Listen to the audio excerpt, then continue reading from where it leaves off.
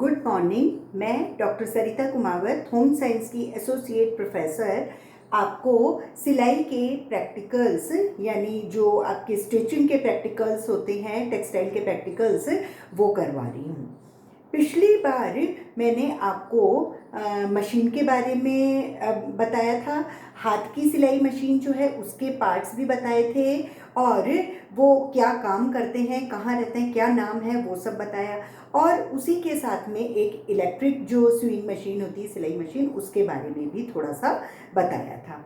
उसके बाद में जब हम सिलाई करते हैं तो कुछ उपकरणों की ज़रूरत होती है। तो मैंने तीसरा जो आपका वीडियो लेक्चर लिया था वो जो है वो सिलाई के उपकरणों के बारे में था। सिलाई के उपकरण मतलब छोटे छोटे से, कोई टेलर चौक है, इंच टेप है, कैंची है, उनके बारे में मैंने आपको बताया था कि ये किस तरह से काम करते हैं और क्या क्या चीज़ें हमें सिलाई के लिए चाहिए और हमें उनके बारे में पता होना चाहिए।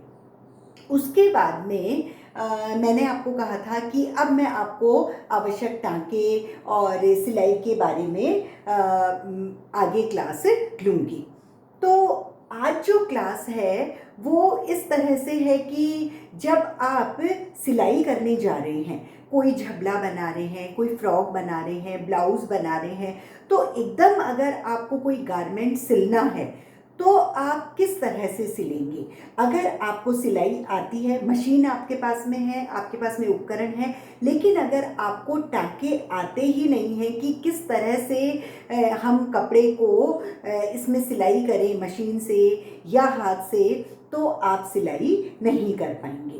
तो सबसे पहले जो है वो जो सिलाई मशीन के टाँके हैं उसके भी पहले हमें कुछ आवश्यक टाँके, हाथ के टाँके आने चाहिए, क्योंकि अगर किसी समय हमारे पास में मशीन नहीं भी है तो भी आवश्यक टाँके ये वाले काम में आ सकते हैं। उसके अलावा इन टाँकों से हम जो प्री रिक्विजिट्स हैं, ये अगर हम कोई बड़ा गारमेंट बना रहे हैं तो उसके पहले हमें ये कच्चे टाँके और ये आने चाहिए। अब जो ये आवश्यक टाँके हैं वो हम प्रैक्टिकल में किस तरह से शो कर सकते हैं, ये हम फाइल में छोटे छोटे से सैंपल्स जैसे आपको दिख रहे हैं वो बना के और हम चिपकाते हैं और उसके बारे में 1 या 2 लाइन हम उसमें लिखते हैं, जिससे कि हमको लाइफ लॉन्ग याद रहता है कि हमने किस तरह से सिलाई का जो हमारा कोर्स है वो हमने शुरू किया था। तो सबसे पहले आवश्यक टाँके हम हाथ के कच्चे टाँकों से शुरू करेंगे। अब जब टाँके हम लगा रहे हैं तो वो कपड़े पर लगाएंगे, तो वो जो कपड़ा होगा वो सैंपल होगा। तो सैंपल जो है वो हम कहाँ से लाएंगे, तो ये जो सैंपल्स आप देख रहे हैं ऐसे ही आप लोगों को भी बनाने हैं। उसके लिए हम एक कपड़ा, जैसे 1 मीटर कपड़ा अगर हम ले लेते हैं तो 1 मीटर कपड़े में बहुत सारे जो भी हम आगे भी सीम्स और स्टिचेस वगैरह बताएंगे वो आपके होते रहेंगे। लेकिन अगर मान लो आपके पास में एक पूरा बड़ा कपड़ा नहीं भी है तो छोटे छोटे पीस अगर अलग से हैं तो वो उनसे भी आप कर सकते हो, क्योंकि अभी पेंडेमिक है। मान लो आप दुकान पर नहीं जा पाते हो, कोई नहीं है लाने वाला या दुकान खुली हुई नहीं है, तो कोई बात नहीं है, आपके पास में जो प्लेन कपड़ा, प्लेन होना चाहिए क्योंकि सिलाई जो है वो नहीं दिखती है फिर, इसलिए क्योंकि हम फाइल के लिए बना रहे हैं और हमारा ये प्री रिक्विजिट्स है और कोर्स में है, इसलिए हमको प्लेन कपड़ा चाहिए। प्लेन कपड़ा जो है वो कॉटन का होना चाहिए, और कॉटन में भी रूबिया और 2x2 रूबिया और ये सब नहीं, जो पेटीकोट का कपड़ा होता है, पॉपलिन का कपड़ा, वो आप ले लें हल्के रंग का। हल्के रंग का इसलिए क्योंकि उसका ऑपोजिट कलर, उसका जो बिल्कुल विपरीत कलर है उससे हमको काम करना है। विपरीत कलर से क्यों काम करना है, हमेशा तो हम सेम ही कलर से करते हैं। मान लो कोई ब्लाउज सिला हुआ है, रानी कलर का ब्लाउज है तो रानी धागा, क्योंकि उसका धागा नहीं दिखना चाहिए। लेकिन यहाँ हम सीख रहे हैं और हमको चेक करना है हमने काम सही किया है या नहीं, तो हमको ऑपोजिट यानी विपरीत कलर के धागे से अगर हम काम करेंगे तो जो हमने धागे जो टाँका लगाया है वो हमको दिखाई देगा। तो पहला काम तो हमको कपड़ा लेना है, कॉटन का कपड़ा लेना है। दूसरा काम जो धागा है वो ऑपोजिट यानी विपरीत रंग का धागा लेना है। अब जो ये सैंपल्स हैं उनकी साइज 5 इंच बाय 4 इंच का एक सैंपल आप कटिंग करेंगे। लेकिन कुछ सैंपल तो 5 बाई 4 के होंगे, लेकिन जैसे चुन्नट वाला है तो वो अगर हमको 4 इंच की चौड़ाई चाहिए तो हम 8 इंच लेंगे या 10 इंच लेंगे, क्योंकि वो छोटा हो जाएगा।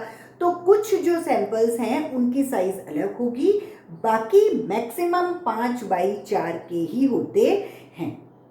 तो जितने जितने चाहिए वैसे ही हम कटिंग करेंगे।